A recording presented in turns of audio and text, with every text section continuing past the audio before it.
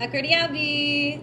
All right, I say Akuriabi, you say Tsarikuri, and then I say Invavo, and you say Tisvavo.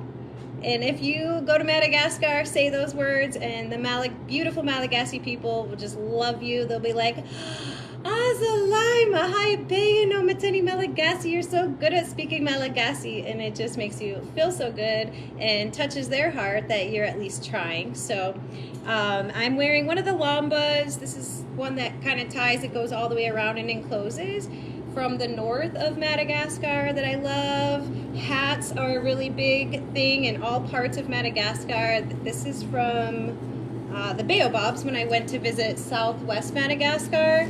This was my very first hat I bought with my mama, with my host mama, in the village of Alarobia, more in the center of Madagascar. I had like, when I came home from the plane, I had like 10 hats on the top of my head because that was one of the souvenirs I got from all the different areas I was able to visit. And then I had friend send me cute little baby hats. And these are made out of Ravanala, which is the traveler's palm tree, which is the symbol of Madagascar. A really fun fact about the Ravanala is that it typically sprays its leaves east to west. So it's kind of a pseudo compass for anybody that's traveling. So I just got done shortly ago sharing with the local Montezuma Cortez High School students about my service, about Madagascar, how to get involved in Peace Corps, and it's like a natural high for me. I love sharing stories, and a lot of times people just want to know the superficial stuff like the weather.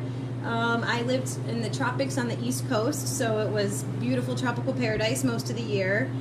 Their summer is like our winter because it's the southern hemisphere, so maybe June and July it would get 60 degrees at night, which was the coldest.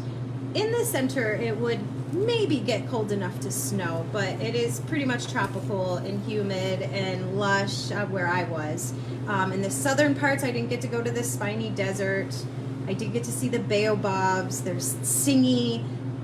Like I said yesterday, it's the biodiverse capital of the world in terms of plants and animals and the people. Really, it's the people that I most love about Madagascar, and that's when I want to share a story about Madagascar. It usually includes the beautiful Malagasy people, and it's their Malagasy people, the Malagasy language. Their food is vari, which is rice. They eat the most rice per capita, breakfast, lunch, dinner. Rice, vari.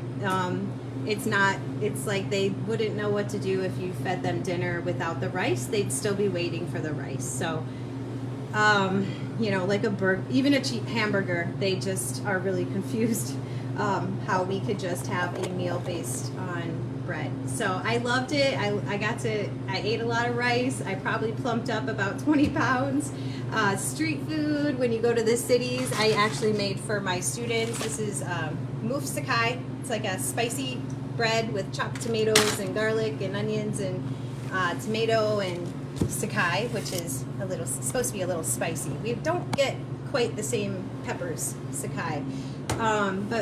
So the third goal of Peace Corps, which was my main goal for today, is all about me. When Peace Corps volunteers come back, you have to share about the culture, the people, the language, the food, everything. Share onto the American people to help them understand the country of service. So for me, I love to talk about it with my fellow Americans or wherever I am in the world and share how awesome the Malagasy people in the country is. It's a simple life. They're just, they live off a little amount, maybe $1 or $2 a day on average. Typically no running water or electricity. You might have a hole in the ground if you're lucky. I know my cabinet or hole in the ground was one of the only ones in my community, so that's why you have a lot of issues with unsafe drinking water if they're going into the rivers. And so that was just a part of my service, is trying to promote that more health and sanitation. The smells, the aromas. Madagascar is known as the Spice Island. One of the only countries. Madagascar is the best vanilla. Mexico also grows vanilla, but it's the best. Coming from Madagascar, I know it's expensive, but it's worth it. Just the pepper, the garlic, the cumin, lots and lots of spices. It's known for. It's also known as the Big Red Island because of a lot of the clay in some of the areas, and it also has a big bounty of gemstones, sapphire, rubies, lots of precious gems. Unfortunately, a lot of those industries have been ruled by more of the Indian and Chinese, not maybe necessarily getting into the hands of the actual Malagasy people that are doing the dangerous work in the mines.